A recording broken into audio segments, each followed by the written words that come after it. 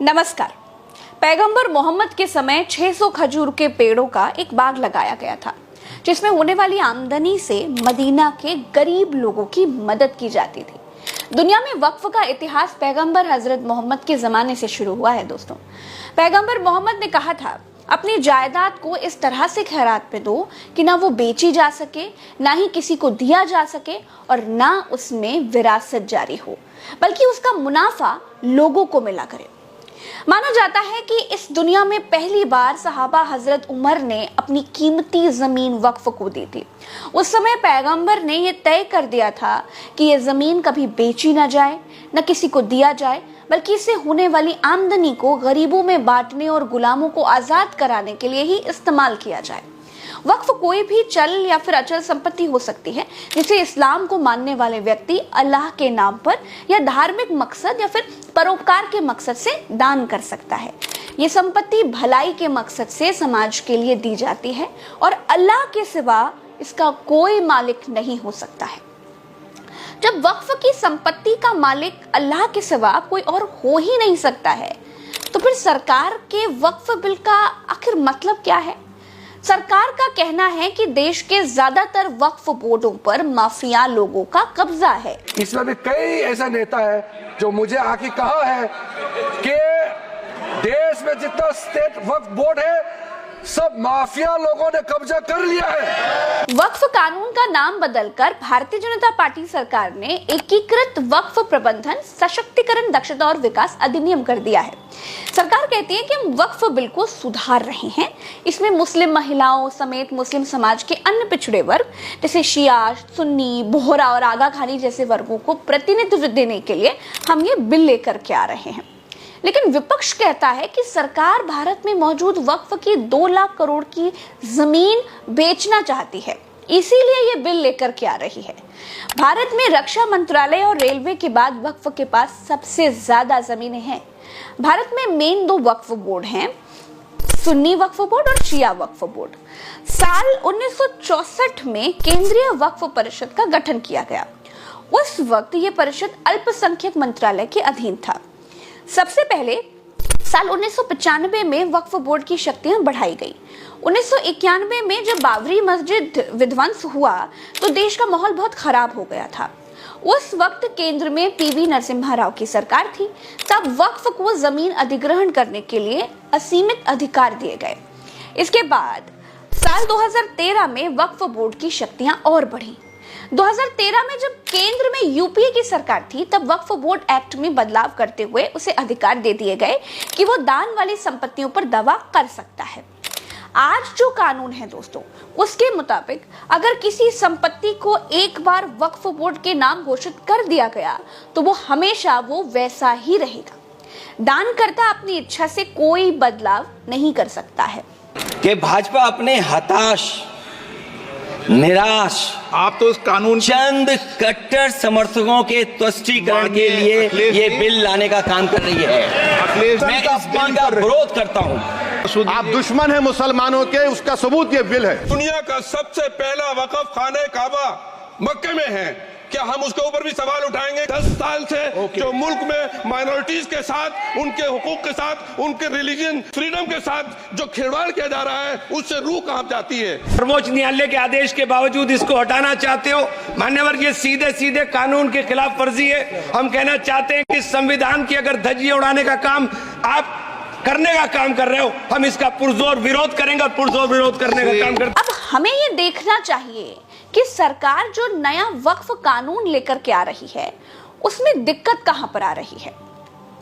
दोस्तों, सरकार जो नया वक्फ बोर्ड का कानून लेकर आ रही है, उसमें यह है कि केंद्रीय वक्फ परिषद और राज्य स्तर पर वक्फ बोर्ड में 2 गैर मुसलमान प्रतिनिधि रखने का प्रावधान किया गया है। नए संशोधनों के तहत बोहरा और आगा खानी समुदाय के लिए अलग वक्फ बोर्ड की स्थापना की भी बात कही गई है। वक्फ का पंजीकरण सेंट्रल पोर्टल और डेटाबेस के जरिए होगा। इस पोर्टल के जरिए मुतव्वली यानी वक्फ संपत्ति की जो देखरेख करने वाले होते हैं उनको खातों की जानकारी देनी होगी। इसी के साथ सालाना 5,000 रुपए से कम आय वाली संपत्ति के लिए मुतव्वली की ओर से वक्फ बोर्ड को दी जाने वाली राशि को भी 7% से घटाकर 5% कर दिया गया है।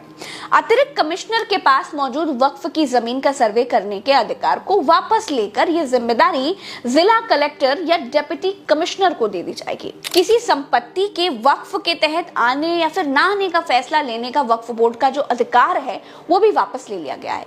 नए प्रस्ताव के मुताबिक मौजूद 3 सदस्यों वाली वक्फ ट्रिब्यूनल को भी 2 सदस्यों तक सीमित कर दिया गया है। लेकिन इस ट्रिब्यूनल के फैसले को अंतिम नहीं माना जाएगा और 90 दिन के भीतर ट्रिब्यूनल के फैसले को हाई कोर्ट में चुनौती भी दी जा सकती है। जिन लोगों ने वक्फ की जमीन पर अतिक्रमण किया है या फिर 12 साल से अधिक वक्त से कब्जा कर रखा है वे इस संशोधन के आधार पर मालिक भी बन सकते हैं। अब सरकार के इस बिल में दिक्कत ये आ रही है दोस्तों कि अगर ये कानून बन गया तो वक्फ की संपत्तियों में भारी भरकम कमी आ जाएगी। क्यों? क्योंकि 99% वक्फ संपत्तियों पर अवैध कब्जे हैं।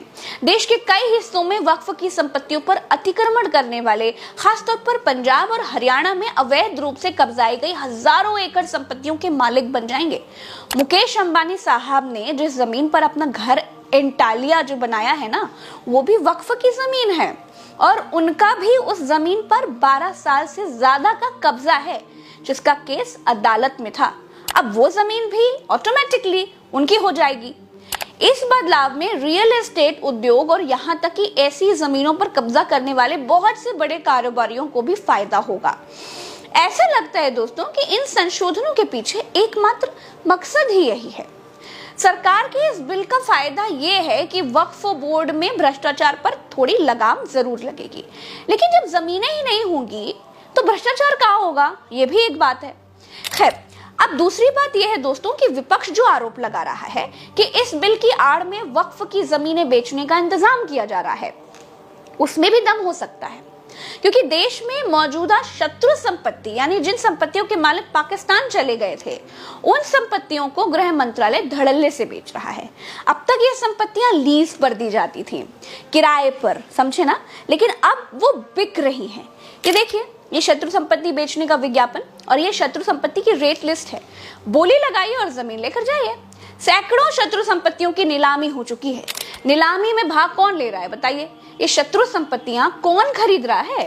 गरीब आदमी तो खरीद नहीं रहा है या फिर पिछड़े दलित मुसलमान तो खरीद नहीं पा रहे हैं। जमीन की सच्चाई ये है कि तहसीलों के नायब, तहसीलदार, लेखपाल अपने धन्ना सेठ क्लाइंटों को सरकारी जमीन दिखा रहे हैं और बिचवा रहे हैं और कमीशन खा रहे हैं।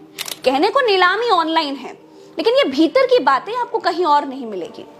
दरअसल दोस्तों, मसला ये है कि सरकार कंपनियां बेचने से कहीं आगे बढ़ चुकी है। उत्तर प्रदेश में भी अभी नाजुल की जमीन वाला विधेयक लाया गया, लेकिन बीजेपी के अपने लोगों ने विरोध करके विधेयक गिरा दिया। दोस्तों, सरकार को इस समय ना पैसा चाहिए, मनी मनी। टॉप 3 इकोनॉमी में पहुंचना है भाई, वो कैसे पहुंचेंगे? जमीनें बेचकर पहुंच सकते हैं। खैर दोस्तों, क्रोनोलॉजी समझेंगे तो फिर आपको समझ में आएगा कि ये सरकार जब से आई है तब से मुस्लिम समाज की बुराइयों को दूर करने के नाम पर मसीहा बनने की कोशिश बड़ा कर रही है। चाहे वो सीए हो, चाहे वो एनआरसी हो, चाहे 3 तलाक हो, और अब वक्फ बिल। दरअसल इसे चौराहे की चर्चा के मुताबिक चूड़ी टाइट करना कहते हैं। मुस्लिमों की चूड़ी टाइट होगी ना तो बीजेपी का हिंदू वोटर भी खुश हो जाएगा और ये सब बीजेपी के हिंदू वोटरों के मनोरंजन के लिए हो रहा है, ऐसा कहा जा रहा है।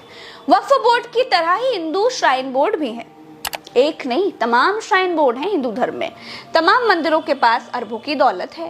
वैष्णो देवी श्राइन बोर्ड है, पूर्णागिरी श्राइन बोर्ड है, तिरुपति बालाजी का श्राइन बोर्ड है, पद्मनाभम जैसी बीसीओ श्राइन बोर्ड हैं जो मंदिर के नाम पर पैरेलल सरकारें चलाते हैं। क्या उनको सरकारी सिस्टम में लाकर रेगुलेट करने की हिम्मत है सरकार की? नो, सरकार बहुमत में नहीं है, लेकिन सरकार को समर्थन करने वाली नीतीश और नायडू की पार्टियों में रीढ़ की हड्डी ही नहीं है। इसीलिए वक्फ कानून बिल बन जाएगा ही और वक्फ की संपत्तियां जो अब तक बची हुई थी वो शायद अब नहीं बचेंगी। विपक्ष के मुताबिक विकास की राह में सबको कुर्बान होना पड़ेगा। इस वीडियो में इतना ही। आशा करती हूँ कि आपको सब कुछ आसान भाषा में समझ में आ गया होगा। मुझे दीजिए इजाजत। राम राम व सलाम। जय हिंद। अस्सलामु अलैकुम नाज़रीन, आप देख रहे हैं वतन की पुकार मीडिया न्यूज चैनल, आपका अपना चैनल।